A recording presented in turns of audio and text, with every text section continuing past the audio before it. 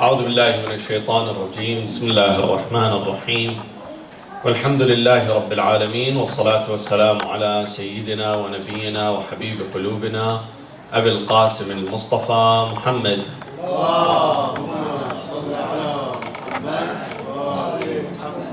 وعلى أهل بيته الطيبين الطاهرين. To continue with the regulations and ahkam of the prayers, last time we talked about the conditions of the place. The place of worship has to have certain conditions. We mentioned that. Tonight we will be talking about the dress.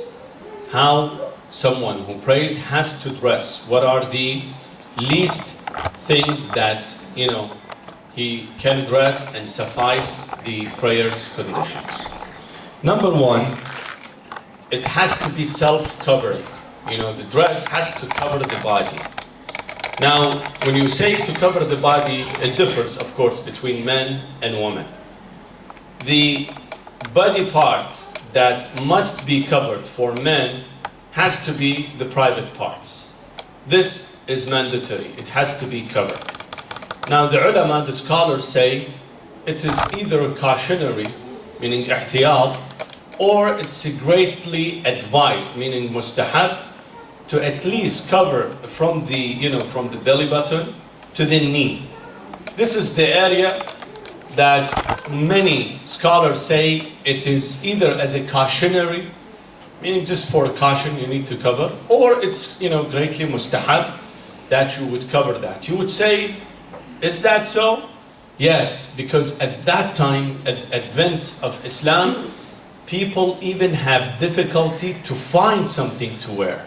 The miserable life that they had, the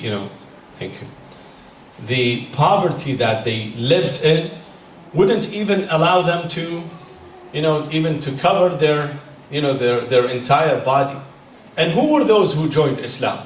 Those were the weak, the poor, those who've always been under oppression, under fight. They were not the wealthy men. The wealthy people wouldn't like to change the status quo. They would like to keep it that way. So it were those poor people who would join the religion and become Muslim due to the fact that they get the good news about fairness and equality and justice in Islam. It always appeals to the weak masses of people. Therefore, it is no surprise if only says that this part needs to be covered, and many people didn't even have a complete set of clothes to cover their entire body. But as a cautionary, it is from the belly button to the knee where it needs to be covered. It should not be transparent, it should be completely solid, nothing should be shown. So this is the area of covering the body. For women, however, you have two situations. When the woman herself is praying where there is no alien men, meaning she's praying at her home, no stranger is looking at her, or among ladies, among women, or by herself. What part should be covered? There are three parts that is allowed to be uncovered. The rest, the entire body has to be covered. The face, which starts from the from the forehead to the chin. The hand, which is to the wrist, this much, and the upper face of the foot. Those are the three areas. Even some ulama says the inner foot, as a cautionary, has to cover it. So the three places: the face, the hand, and only the upper face of the foot. Those are the three things that she can cover, she can uncover. Meaning it's okay if they are exposed. Other than that, her entire body has to be covered. From the head, the hair, even if she doesn't have hair. The head has to be covered. The entire body has to be covered. Now, this is when no stranger is watching. What about if a stranger is watching? The sister has to follow the injunction of her marja. Who's her marja? Who's her, the jurist that she follows? Some of the jurists say that the woman is not even entitled to show her face. So make sure. If your marja say this, you can also, you cannot, expose your face. Even the face has to be covered.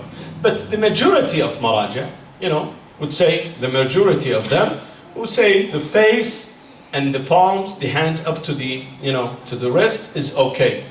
But the leg, the foot has to be covered as a cautionary.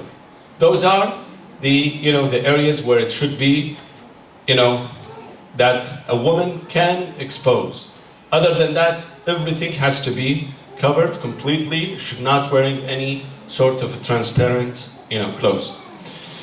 The other condition for the prayer for the clothes is the cleanliness. It should not be najis. The clothes should not made from najis, nor it should been contaminated with najis. Now, what are the najasat? We need to know what those najasat are. The najasat are, probably 9 or 10. We will just say them quickly. The najasat, for example, urine, feces, semen, dog, pig, kafir, the wine that the root of it is liquid. The wine that the root of it is liquid. The mayta is the animal that is either killed or is slaughtered against the Islamic ruling. Any dead animal that has not been slaughtered in according, to Islamic method. This is considered to be mayta. Any animal, even if a cow has not been slaughtered properly, is considered to be mayta. Mayta is the sweat of the camel. Of course, we don't have this problem here, so it doesn't worth mentioning. But anyway, it doesn't even hurt to know this. It is the sweat of the camel that eats najasat, meaning eats the defecations or feces. The ulama say that you have to leave this animal for a period of time until it's completely, it's purges from him, get it clean. Then at that time you can eat from his meat. So the sweat of this animal is considered to be najis until it's completely, gone. He stops doing this, and I guess for about 40 days should be kept in captivity, only fed clean food. So this is one thing. And number 10 or 11 probably, al-faqqa'. Faqqa' in Arabic we call it ma' al-sha'ir, wheat water. Beer is one of it, but it's not only beer. Anything that has been taken from the brewing of wheat, that's formed wheat water, this is according to ulama, is najis. Even if it's not, toxicating, even if it's intoxicating. So this liquid is considered to be najis. Now, what about the blood? Blood is also najis. Now, blood depends on which blood you're talking about. If the blood belongs to someone else or another animal that has been staining the body or the dress of the one who's praying, the salat is najis. The salat is invalid, provided that the amount of the blood should not, exceed the thumb. If the amount of the blood exceed the thumb on my clothes, and this blood has been coming from, let's say, another person, not me, or an animal that I slaughtered, this amount of blood, if it exceeds the thumb, it invalidates the prayer. But what about if I have a wound, for example? Let's say I have injured my body somewhere, and it is bleeding. As long as the body is bleeding, has not been healed, you can pray with the wound, even if the blood has stained your body and the clothes. Now, if you can change it, it is good to change, but you don't have to.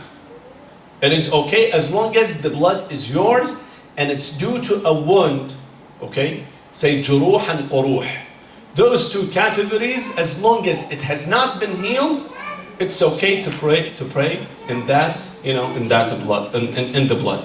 By the way, excretion of a blood, if the blood comes out, it would not invalidate wudu. You see, many people have misconception that if the blood comes out of hand or another source, then the wudu, the ablution is invalid. No, it would not touch it would not affect the wudu. The ablution is fine. There is no problem with that. Now, so the dress of the prayer, the person who prays should be clean and nice. Should not contaminate anything. By the way, let me mention this. It is mustahab for men to wear turban or something to cover their head, as well as abaya, the mantle. It is mustahab during the prayer, you wear abaya and a turban or something to cover your head. Anything that covers the head of men, it's recommended that you do. Now for the najasat, the entire body has to be clean. The entire dress has to be clean, except a few things that are considered to be small and tiny. If those become najis, still you can pray with them. What is it? The hat that you put on the prayer, this little skull cap that goes on the, there. If this has been najis, still you can, like tiny little blood has touched it, or any sort of najasat, still you can pray with that one. Or the socks. If the socks is najis, still you can pray with a najis sock. It's good to change it, but you don't have to. We're talking about something that is mandatory, something that will nullify your prayer, and something that it is good to change. It is always good to change your clothes. But the socks, the skull cap, the wristwatch, if your wristwatch is najis, not made out, I will explain this, not made out of najis, not leather. If it's leather, that's from another animal than cow or sheep that has not been slaughtered accordingly. For example, you bought this leather watch from here in the market that says genuine leather.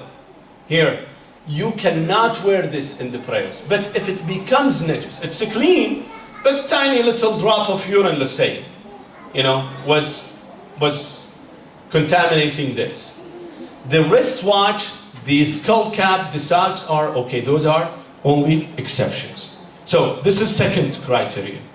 Third criteria, this is that I need to mention, that it should not be, your clothes should not be from animal that is not edible. Are you with me? The entire clothes, the entire dress should not be either made or contaminated. If you have a little kitten, cat is not najis, or rabbit is not najis. But if the hair of rabbit, has contaminated your dress, your pant, your shirt, while you are, about to do the prayers. If you do this, and you know that your clothes is contaminated, it will nullify your prayers. So any body part from animals that are not edible. What are those animals that are edible? Like cow, sheep, goat, horse, donkey. Even we don't eat them, but they are still considered to be edible and has to be slaughtered according to, Islamic regulations. Those animals, their body parts is acceptable. Gazelle, for example, deer, those are fine. But any other animal that's the meat by origin is not edible. Even if it has been slaughtered according to Islamic laws, that its skin is still clean, you cannot wear it during the prayers. Is this clear, inshallah? Okay, so that was another criteria. The number 4, again, as we said regarding the place, we say about the dress, it has to be legally owned. Legally owned doesn't mean that you go and that your clothes has not been stolen from the department store. No, nobody now goes and steal the dress. If you owe somebody, when you owe someone and you do not pay your owing to him, this clothes becomes part of your income. Your entire income, there is a big question mark on it. You have to let the owing go. Once you pay, then at that time it becomes legally to wear your clothes. Part of this owing, brothers and sisters, I have to say this mas'ala. Sometimes, I'm reluctant to say it, but I have to say it to clarify. The khums, huquq, God's right and poor's right are among our income. وَفِي أَمْوَالِهِمْ حَقٌّ مَعْلُومٌ لِلسَّائِلِ وَالْمَحْرُومِ. Portion of our income has to go to the poor. Through khums, zakat, or whatever. It belongs to them. If you don't pay this, meaning that you are not legally owning your address. Meaning your salat that you are doing for 25, 30 years, 40 years, Allahu A'lam. There is a big question mark on it. According to Islamic rules, it is invalid. Okay? Don't say I didn't tell you this. You need to make sure that your dues has to be paid on time. Otherwise, even this clothes is not yours. Other one, let's say you have rented a clothes from someone, from a shop. Another person cannot take this address from you and do the prayers unless the shop owner or someone who has lent you the dress has specifically agreed that he prays on it or she prays with this clothes. Are you with me now? So make sure that those are, have been met, in a satisfactory way. Now, the fifth condition, of course, those apply to men only. Gold, wearing gold, any gold watch, any gold, eyeglasses, ring, anything that is made out of gold is haram. Men cannot wear gold during their prayers. And number 6, pure silk. Also, men cannot wear pure silk while they perform their prayers. Now, there are certain dress that is, let's say, 50-50. 75% is made of pure silk. The rest is not. Ulama say that's fine. It's not a problem. As long as it is mixed to a point that the urf, meaning the general public, say it is not completely, made of silk. It's a dress, nice dress. But they don't call it silk dress. Once it is called silk dress, and it's, we have two kinds of silk. One is synthetic. The other one is natural. We are talking about the natural silk. Something that has been made naturally. This type of material, it is illegal to wear while you perform your prayers. So those have been 6 conditions to follow for the dress of the prayer. صلوا على محمد وآل محمد.